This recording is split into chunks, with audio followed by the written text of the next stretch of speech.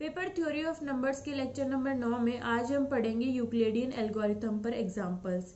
इस पर एग्जांपल्स पढ़ने से पहले हम जो है यूक्लिडियन एल्गोरिथम का एक दूसरा प्रूफ पढ़ेंगे। इससे पहले हम यूक्लिडियन एल्गोरिथम और उसका प्रूफ हम एक बार पढ़ चुके हैं। अब हम जो है आज हम पढ़ेंगे alternative proof of Euclidean algorithm. इसको पढ़ने के बाद हम इस पे एग्जांपल्स पढ़ेंगे। इस प्रूफ के बाद और उन एग्जांपल्स के बाद हमारी यूक्लिडियन एल्गोरिथम जो हमारी है वो हमें काफ़ी हद तक क्लियर हो जाएंगी। तो यूक्लिडियन एल्गोरिथम का ऑल्टरनेटिव प्रूफ पढ़ने से पहले मैं आपको एक लेमा बताना चाहती हूँ जो कि हम इसमें प्रूफ करेंगे। तो लेक्चर नंबर 8 में हमने लेमा सेकंड पढ़ी थी और ये लेमा ये कहती है कि यदि a इज इक्वल्स टू है q into B plus R, तो ऐसे केस में GCD of A B is equals to होता है जीसीडी ऑफ बी आर। इस रिजल्ट का हम जो है यूक्लिडियन एल्गोरिथम के दूसरे वाले प्रूफ में बहुत ज्यादा यूज करने वाले हैं, इसलिए ये रिजल्ट हमें क्लियर होना चाहिए। यदि a is equal to Q into B plus R है तो GCD of A B is equals to होता है जीसीडी ऑफ बी आर। एक हमारा रिजल्ट ये है, इसको हम प्रूव करेंगे, इसको हम बहुत ज्यादा यूज करेंगे तो अब जो है यूक्लिडियन एल्गोरिथम का ऑल्टरनेटिव प्रूफ पढ़ने से पहले एक बार हम यूक्लिडियन एल्गोरिथम का स्टेटमेंट फिर से पढ़ लेते हैं कि हमें प्रूफ क्या करना है। तो हमारे यूक्लिडियन एल्गोरिथम का स्टेटमेंट ये है कि यदि a और b जो है वो दो पूर्णांक है, दो इंटीजर्स हमें गिवन है, तो उस केस में GCD of A B is equals to होता है GCD of B R one, GCD of R one R two and so on GCD of are N minus one R N is equals to GCD of are N zero. और ये सारे GCD आपस में equal होते हैं और last में किसके इक्वल होते हैं, आर एन के। यहाँ पे आर वन से लेके आर एन तक क्या है, जब a को b से डिवाइड करेंगे तो जो रिमाइंडर बचेगा वो क्या होगा, r1, और जब b को r1 से डिवाइड करेंगे तो रिमाइंडर बचेगा r2, और जब r1 को r2 से डिवाइड करेंगे तो रिमाइंडर बचेगा r3, और लास्ट में rn जो हमारा रिमाइंडर है नॉन जीरो रिमाइंडर, वो जब हमने rn-2 को rn-1 से डिवाइड किया तो जो रिमाइंडर आया वो हमारा क्या है, rn। इस वाले प्रोसेस को हम तब तक दोहराएंगे जब तक कि हमारा रिमाइंडर जीरो नहीं हो जाता। तो रिमाइंडर जीरो होने के बाद जो पिछली वाली स्टेप में जो लास्ट नॉन जीरो रिमाइंडर रहा आर एन, वो क्या हो जाएगा, इन सबके जीसीडी के इक्वल। ये हमारा यूक्लिडियन एल्गोरिथम का स्टेटमेंट है। अब हम इसका ऑल्टरनेटिव प्रूफ पढ़ लेते हैं। तो इसका ऑल्टरनेटिव प्रूफ जो है वो पढ़ने के लिए शुरुआत जो है इसके ऑल्टरनेटिव प्रूफ की हम वैसे ही करेंगे जैसे हमने इसके पहले वाले प्रूफ की थी। तो सबसे पहले हमने क्या मान लिया, a और b दो इंटीजर्स है और ये इस तरह से है कि a जो है वो ग्रेटर और इक्वल है b से, और ये दोनों ग्रेटर देन जीरो है। इन दोनों को ग्रेटर देन जीरो मानने से कोई फर्क नहीं पड़ने वाला, क्योंकि इस केस में हम सिर्फ जीसीडी निकालेंगे, और यदि ये नेगेटिव है उस केस में भी इनका GCD of A B is equals to होता है GCD of mod A mod B. हमने यहाँ पर इन दोनों को पॉजिटिव मान लिया, लेकिन बाई चांस अगर ये नेगेटिव है तो उस केस में भी कोई फर्क नहीं पड़ेगा, क्योंकि पॉजिटिव मानने पे जो इनका जीसीडी है वो इनके नेगेटिव होने पर जो इनका जीसीडी होगा उसके इक्वल होगा, और हम जो है इस प्रूफ में सिर्फ जीसीडी निकाल रहे हैं।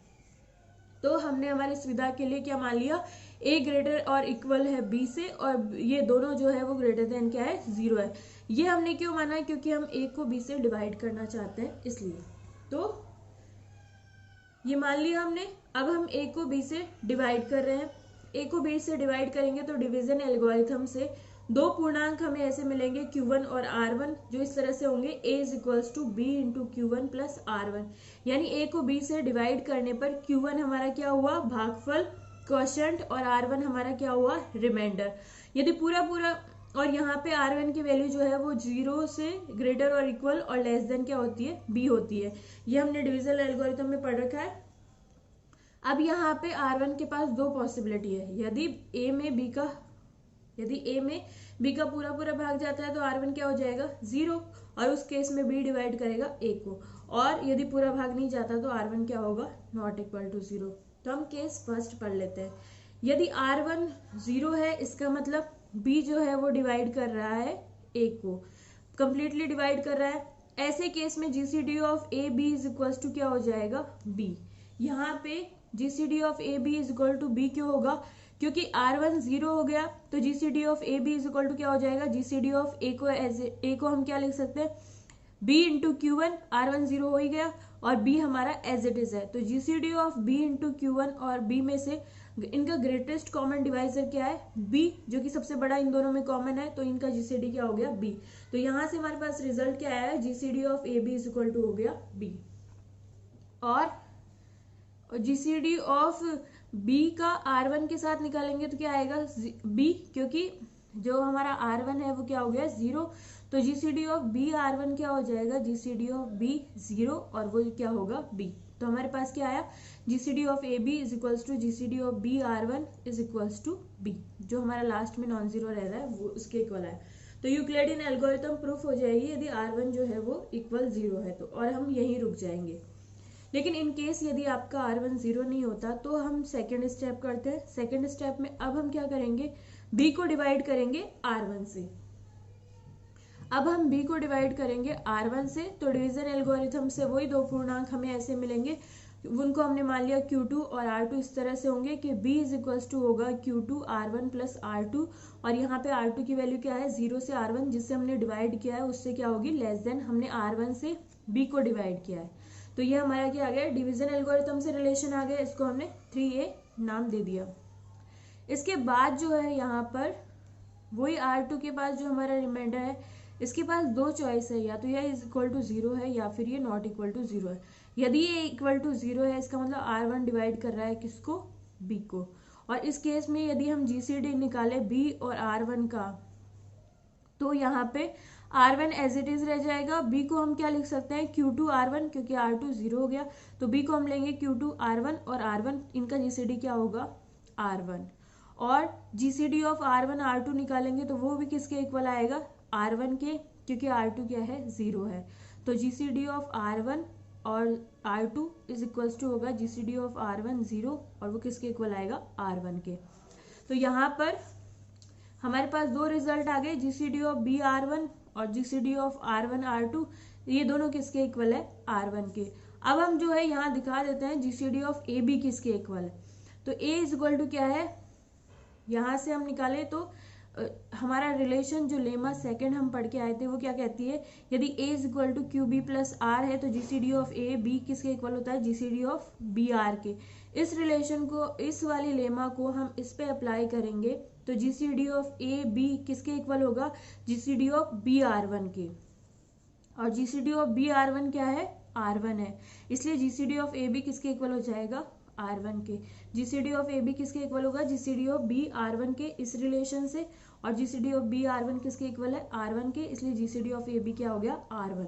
तो अब हम 1 2 3 इन तीनों लाइनों को एक साथ लिखते हैं तो क्या आएगा, GCD of A B is equals to GCD of B r1 is equals to GCD of r1 r2, और ये तीनों किसके इक्वल है r1 के।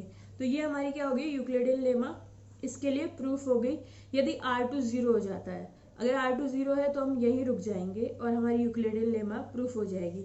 लेकिन यदि इन केस r2 हमारा 0 नहीं है तो अब हम क्या करेंगे, r1 को डिवाइड करेंगे r2 से, जो नया रिमाइंडर आया उससे डिवाइड करेंगे पुराने वाले रिमाइंडर को, यानी r1 को डिवाइड करेंगे r2 से। तो डिवीजन एल्गोरिथम से वही दो पूर्णांक होंगे, उनको अब हमने क्या मान लिया q3 r3। रिलेशन क्या होगा, r1 is equals to q3 r2 plus r3, और जो नया रिमाइंडर है वो किससे लेस देन होगा, जिससे हम डिवाइड कर रहे हैं। हमने r2 से डिवाइड किया था तो r3 लेस देन होगा r2 से, और ग्रेटर और इक्वल होगा 0 से। ये हमारे पास रिलेशन आ गया। इसमें वही पीछे वाले दो केस बन जाएंगे, r3 अगर 0 है तो यूक्लिडियन लेमा प्रूफ हो जाएगी, और r3 यदि नॉट इक्वल टू 0 है तो अब हम r2 को डिवाइड करेंगे r3 से। इस स्टेप को हम तब तक दोहराएंगे जब तक कि हमारा रिमाइंडर जो है वो क्या नहीं आ जाए, शून्य ना आ जाए। आपने देखा होगा अभी हमारा जहाँ जहाँ रिमाइंडर 0 हमने माना वहाँ यूक्लिडियन लेमा प्रूफ हो गई थी, और हम रुक सकते थे यहाँ पे।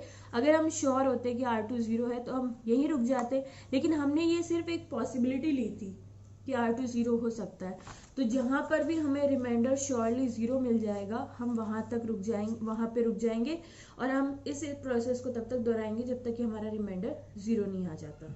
तो हमने क्या माना, n+1 वाली स्टेज पर हमने माना जब हमने rn से rn-1 को डिवाइड किया तो हमने माना रिमाइंडर 0 आ गया। तो ये इक्वेशन किस तरह से बन जाएगी, rn से हमने rn-1 को डिवाइड किया तो डिवीजन एल्गोरिथम से क्या होगा, rn-1 is equals to Q N plus 1 integer हमने मान लिया और आर एन, और ये रिमाइंडर क्या हो गया 0। तो यहाँ से हम देख सकते हैं GCD of are N minus 1 और आर एन किसके इक्वल आएगा, आर एन के। क्यों? क्योंकि GCD of are N minus 1 are N किसके इक्वल होगा, GCD of Q N plus 1 are N के। आर एन माइनस 1 इसके इक्वल है और ये आर एन है ही। इन दोनों में सबसे बड़ा कॉमन फैक्टर क्या है, आर एन, तो इनका जीसीडी क्या हो जाएगा, आर एन। ये हमारा हो गया, ये प्रोसेस पूरा हो गया। इसके बाद जो है हम क्या करते हैं, जितने भी हमारे ऐसे वाले रिलेशन बने हैं, पहला वाला, ये दूसरा वाला डिवीजन एल्गोरिथम से, जितने भी हमारे ये थर्ड और ये लास्ट वाला, इन सबको हम क्या करेंगे, एक साथ लिख लेंगे। यहाँ पर पहला रिलेशन हमने लिख लिया a is equal to Q one B plus are one. दूसरा हमने लिख लिया जब b को r1 से डिवाइड किया था, b is equal to Q two R one plus R two. फिर इसके बाद क्या आ जाएगा, जब हमने r1 को r2 से डिवाइड किया, r1 is equal to Q three R two plus R three. और ये सारे हमारे रिमाइंडर पे जो कंडीशन है वो है। अब यहाँ पे देखिए ये इक्वल 0 हमने इसलिए नहीं माना क्योंकि यदि r1 इक्वल 0 हो जाता तो ये यूक्लिडियन लेमा यहीं रुक जाती है, लेकिन ये यूक्लिडियन लेमा आगे तक जा रही है, इसका मतलब ये 0 के इक्वल होने के इसके चांसेस है ही नहीं। इसलिए यहाँ पे दोनों साइन कैसे आएंगे, स्ट्रिक्टली ग्रेटर देन के साइन आएंगे। तो ये हमने, और ये लास्ट वाली हमने लिख ली r N minus 1 is equal to Q N plus 1 are n plus 0। और इससे पहले वाली भी हम लिख सकते हैं। ये इक्वेशन कैसे आई, जब हमने आर एन से डिवाइड किया आर एन माइनस 1 को। इससे पिछली वाली इक्वेशन कैसे आएगी, जब आर एन माइनस 1 से आर एन माइनस 2 को डिवाइड करेंगे। तो ये इक्वेशन भी हमने बना के लिख ली। अब हम जीसीडी निकालते हैं इन सबका। तो लास्ट में रिजल्ट क्या आया था, GCD of are N minus 1 और आर एन का जीसीडी क्या है, आर एन के इक्वल है।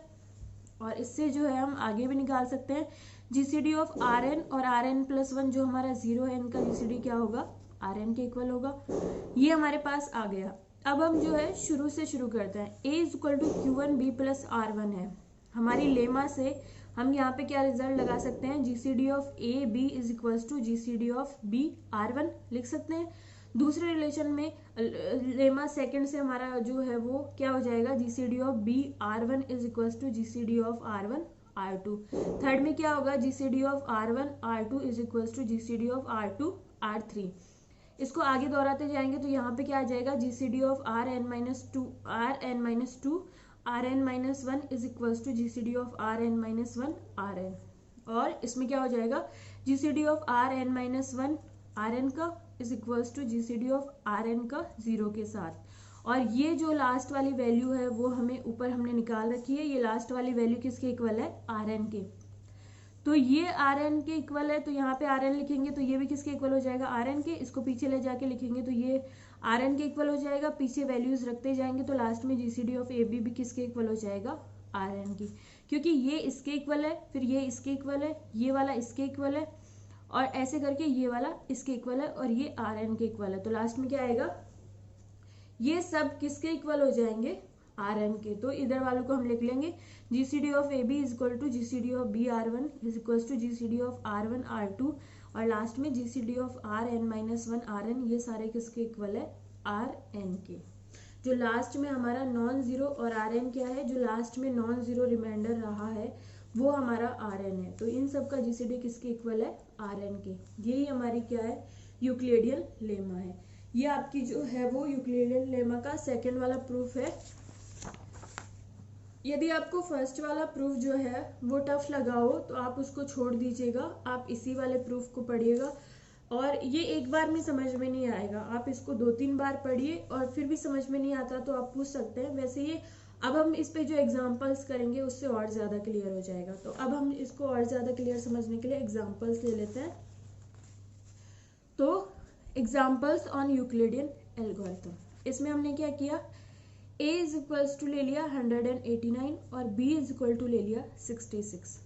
और हमें इन दोनों का जीसीडी निकालना है, यानी हमें निकालना है जीसीडी ऑफ ए बी किसके इक्वल है, और ये हमें यूक्लिडियन लेमा से करना है। तो सबसे पहले हम क्या करते हैं, जो हमने यहाँ पे किया था a is equals to B Q one plus are one, हम क्या करते हैं, b से a को डिवाइड करते हैं। और तो डिवीजन एल्गोरिथम से हमें क्या मिलेगा, 66 तो हमारा क्या हो जाएगा, भागफल, और 33 हमारा रिमाइंडर हो जाएगा। हमने क्या किया, 60 सॉरी यहाँ पे कुछ प्रॉब्लम है, आप एक बार इसको दोबारा देखिए। a इज इक्वल टू 189 है, b is equal to 66। Relation हमारा जो है वो सेटिस्फाइड हो रहा है, a बड़ा है b से और ये दोनों क्या है, ग्रेटर देन 0 है। हमें जीसीडी ऑफ ए बी निकालना है यूक्लिडियन लेमा से। तो यहाँ पे हम क्या करेंगे, b से डिवाइड करेंगे a को, तो डिवीजन एल्गोरिथम से क्या आ जाएगा, a is equal to 189 is equal to होगा b 66 और भागफल कितना आया, मतलब भाग देने पे कितना आया 16 और रिमाइंडर क्या बचा हमारा 33।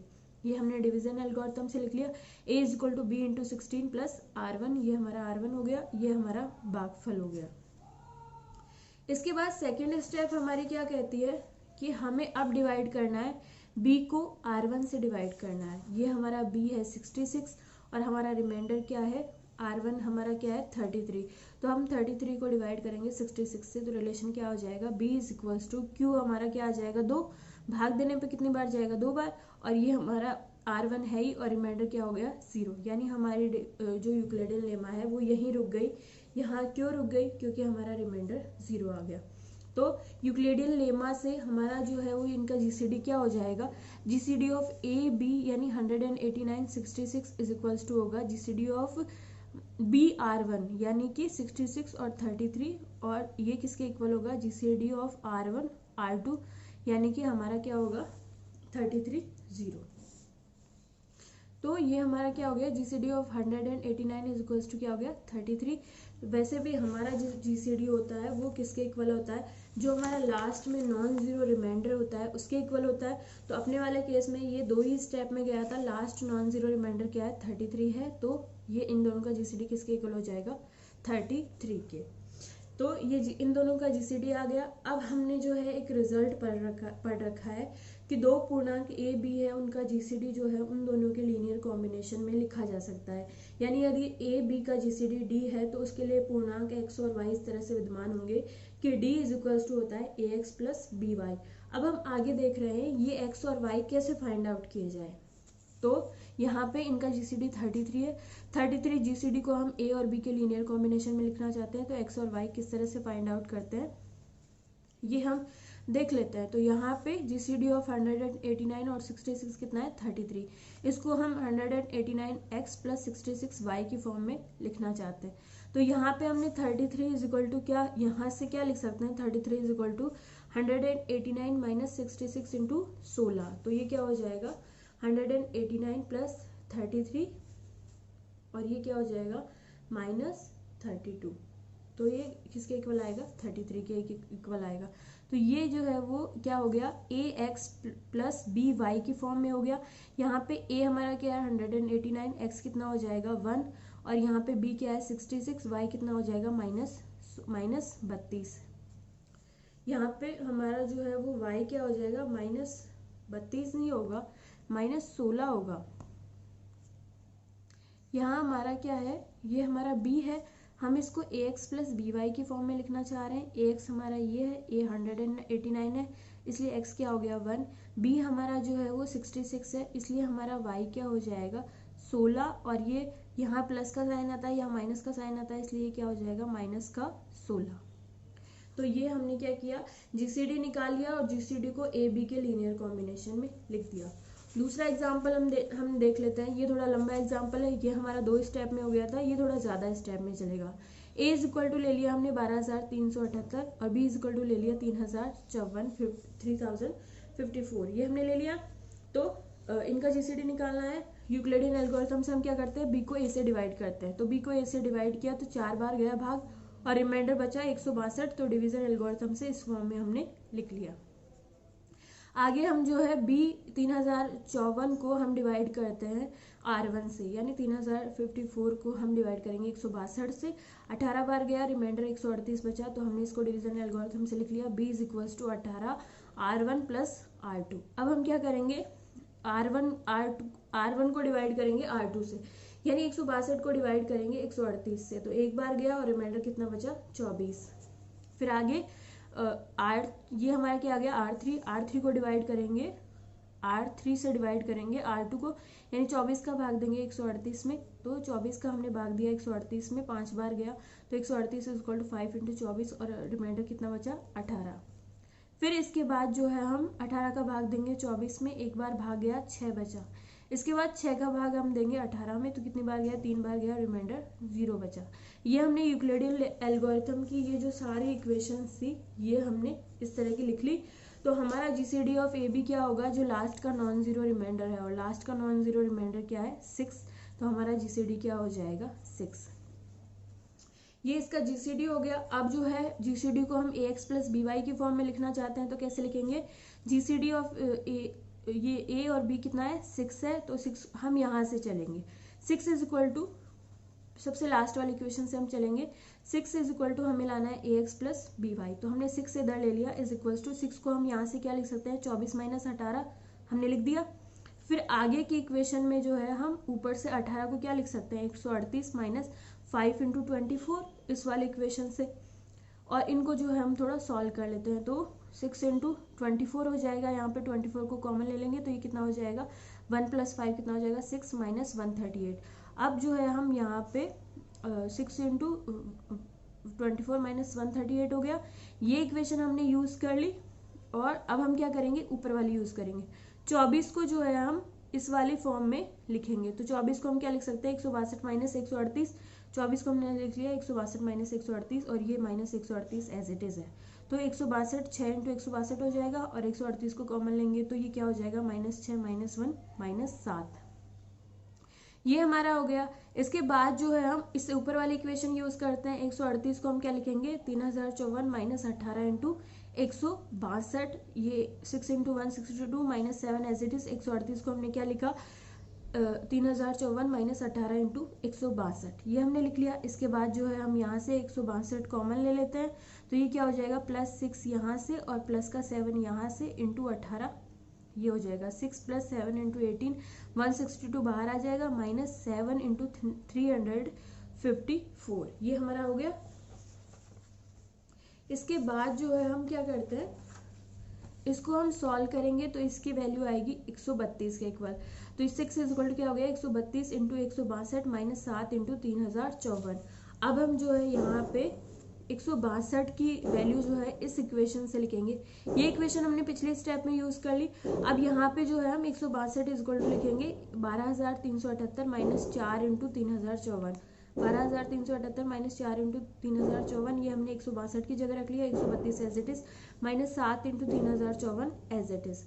तो यहाँ पर 132 को हम जो है वो इसको अंदर मल्टीप्लाइड कर देंगे तो 132 इंटू क्या हो जाएगा 12378 प्लस 3, यहाँ पे जो है 3054 हम कॉमन ले लेंगे तो यहाँ से क्या आएगा -4 इंटू 132 और यहाँ पे -7 आ जाएगा हमारा। इसको हम सॉल्व कर लेंगे तो ये क्या हो जाएगा 132 इंटू 12378 प्लस -535 इंटू 3054, तो ये क्या हो गया GCD of A B is equal to AX plus BY।